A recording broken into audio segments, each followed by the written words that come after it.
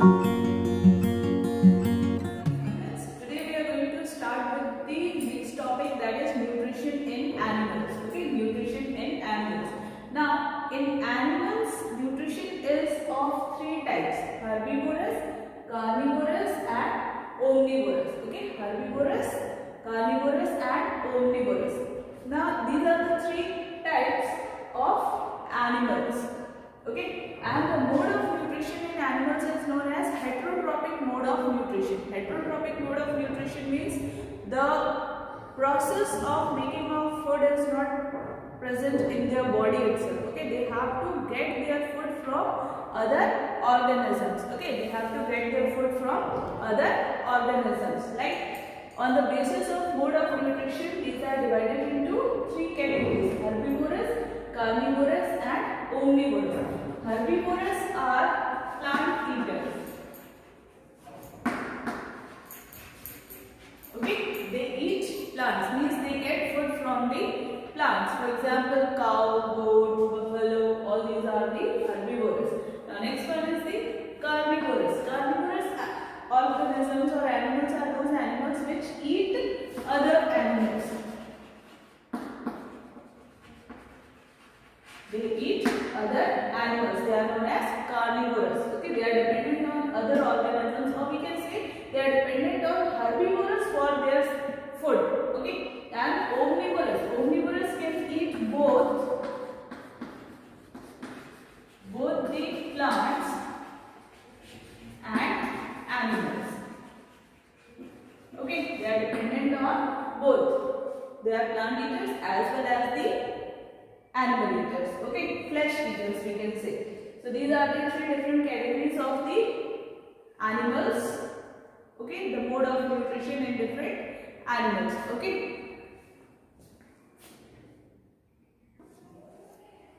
Students, these are the animals depending on their food they eat. Now, there are different types of heterotrophic nutrition. Okay, from where they get their food, right?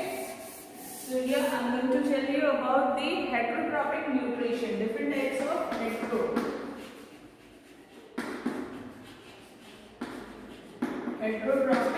nutrition. Heterotrophic nutrition. Okay, it is mainly of three types. First one is your parasitic. Okay, parasitic mode of nutrition, saprophytic mode of nutrition, and holozoic mode of nutrition. Okay, parasitic mode of nutrition,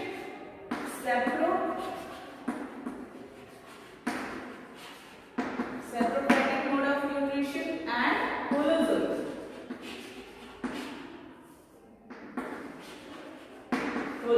mode of nutrition. Okay, parasitic mode of nutrition, saprophytic mode of nutrition, and holozoic mode of parasitic mode of nutrition. In this nutrition, what happens? The parasites are the organisms which live inside or outside the body. Okay, and they get the nutrition from the other organisms, and in turn they do not give any benefit to the organism. For example, lice, okay,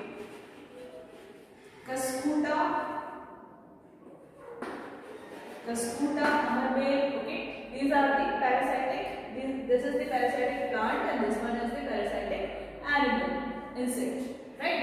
Now, parasites, again I am telling you, parasites are the organisms which depends on other organisms, other living organisms for their nutrition, okay? An example is lice, Cuscuta. Now, next one is the saprophytic. Saprophytic, they depend on dead organisms.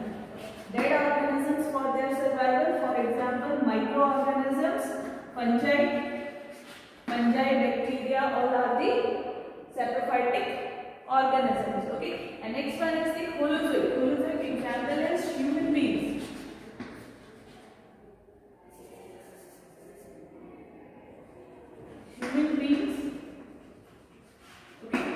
Amoeba. Okay, human beings and amoeba. What they do in this case, the food is first intaken inside the body and then it is digested inside the body. Okay, this is your Holozoic mode of nutrition. Okay, now we are going to study the pattern of nutrition in animals. Okay, pattern of nutrition in animals. What are the basic things which takes place when nutrition process starts? Okay, so here we are having nutrition in animals. It mainly takes place in 5 steps. 5 steps.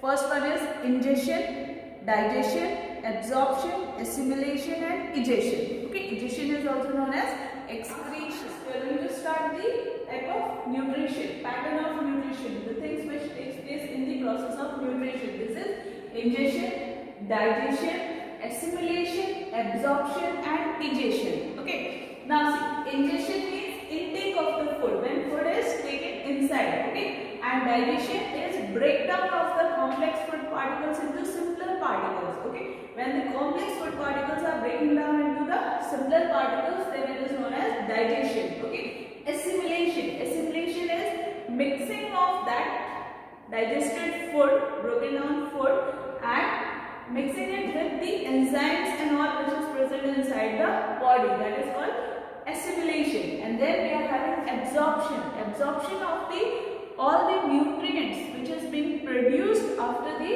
assimilation, that is absorption. Okay, absorption process, all the useful nutrients are being absorbed. Okay, and like the last one is egestion. Egestion is also known as excretion, means the removal of the waste material from the body, the things which are no more required in the body, that is called as egestion. Okay, now we are going to see the nutrition in amoeba. Okay, one of the best examples is of unicellular and holozoic nutrition. Holozoic nutrition is nutrition in amoeba.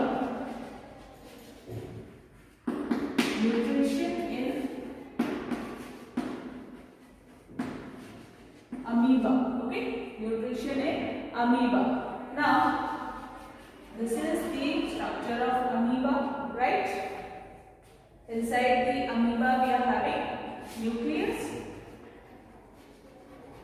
Okay, whenever this amoeba see the food, okay, it extends its outermost wall and it is known as pseudopodia. Okay, pseudopodia. But this is our food particle.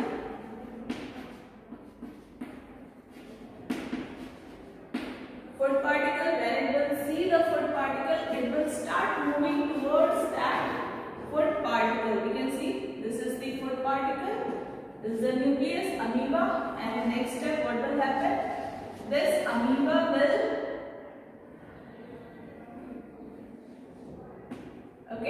engulf the food particle. Okay, it will engulf. Engulf means निगल लेगा food particle को, and at last the food particle is present inside the body of the amoeba. Okay, now this is known as, this process is known as endocytosis. Okay, endocytosis is the process of intake of food by amoeba. Right, now a food vacuole has been created here, and then the food is taken inside. Digestion will take place inside the body of the amoeba. Okay, now amoeba shows the complete holozoic nutrition. Okay, the intake of solid food particle is known as phagocytosis. Okay, endocytosis is again of two types. First one is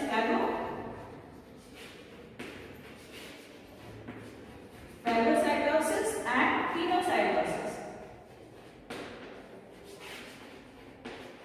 Phagocytosis and pinocytosis. Okay, phagocytosis is intake of solid food, and pinocytosis is intake of liquid food. Okay, liquid food. So this is the process of nutrition in amoeba, which is known as endocytosis. Okay, you can note it down.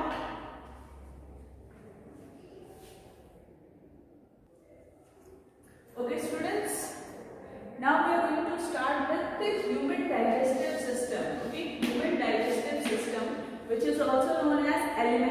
canals. Human digestive system is also known as alimentary canal. There are different parts of this alimentary canal. We are going to start with the mouth. Okay, mouth is known as buccal cavity. Okay, in the mouth, what happens? Salivary glands are present. Okay, we are having salivary glands in the mouth. Okay, now salivary glands releases an enzyme which is known as salivary amylase. Okay, salivary glands releases an enzyme which is known as salivary amylase. Okay, inside the mouth we are having two parts. One is teeth, another one is tongue. Okay, teeth and tongue. Teeth helps in mastication. Mastication of food means chewing of food, breaking down of the food. Okay, and tongue helps in mixing of the food particles with the salivary amylase. Okay, all the food particle is mixed with the help of tongue. Okay, now this is the mouth, which is also known as buccal cavity. Okay, inside the mouth, what happens? It changes the starch into sugar. Okay, it changes the starch into sugar. Okay, the next part is the oesophagus. Next part is oesophagus. Oesophagus is a passage. Okay, it is also known as food pipe. It is a passage which takes food from mouth to the stomach. It takes the food from mouth to the stomach. Okay, now by a very special movement which is known as peristaltic movement. Peristaltic movement is contraction and expansion of alimentary canal. Contraction and expansion of the alimentary canal. By this contraction and expansion, the food is transferred to the stomach. Okay, now the next important part is the stomach. Okay, see, there is no absorption takes place in oesophagus, but in case of stomach, what is assimilation? Assimilation process takes place. Now stomach releases gastric juice. Okay, stomach releases gastric juice. Okay, which contains pepsin, HCl and mucus. Pepsin, HCl and mucus. Okay, these three digestive juices or gastric juices are present in the stomach. Pepsin helps in digestion of protein, breakdown of protein molecules, or HCl helps in making the food acidic. Okay, stomach, the HCl is present, concentrated HCl is present, approx 2 pH. pH is 2. Now it makes the food acidic, and the mucus is also there which protects the stomach, inner lining of the stomach with the help of mucus. Okay, mucus helps in protection of the inner lining of the stomach. Okay students, note it down. Now students, we are having the next part of the alimentary canal or the digestive system is the liver. Okay, now liver is having a small organ which is small part which is known as gallbladder. Okay, gallbladder secretes the bile juice. Okay, bile juice contains bile pigment. Okay, bile juice contains bile pigments. Now bile pigments helps in the emulsification or breaking down of the large fat globules into the smaller one. Okay, and the next very important part of the digestive system is the pancreas. Okay, it is very important part. Now pancreas releases pancreatic juice. Pancreas releases pancreatic juice. It is trypsin and lipase. Okay, trypsin and lipase. Now trypsin helps in digestion or breakdown of proteins into peptones. Okay, proteins are broken down in and form peptones.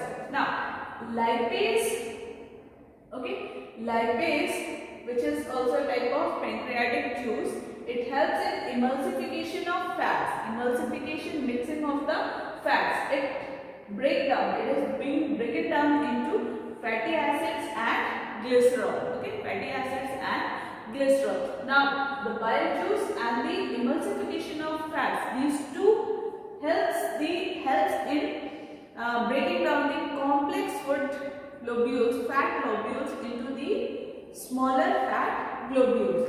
Okay students, so we are going to study the next part, which is small intestine. Okay, small intestine releases intestinal enzymes. Okay, it releases intestinal enzymes which helps in digestion of carbohydrates, fats and proteins. Okay, intestinal enzymes helps in digestion of carbohydrate, fats and protein. Carbohydrate is being converted into glucose. Okay, fats is being converted into fatty acids and glycerol, and protein is being converted into amino acid. Okay, all these things are being digested with the help of intestinal enzymes. Okay, and in large intestine only absorption of water takes place. Excess of water which is being produced is being absorbed in the large intestine. No digestion takes place, only absorption. Okay, next one is the rectum. In the rectum, collection of waste material takes place. Okay, collection of waste. All the waste material is being collected in the rectum, and after, with the help of anus, removal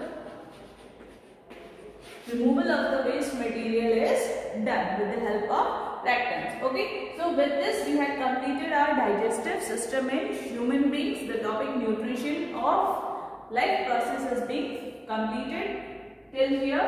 Now you people can note it down.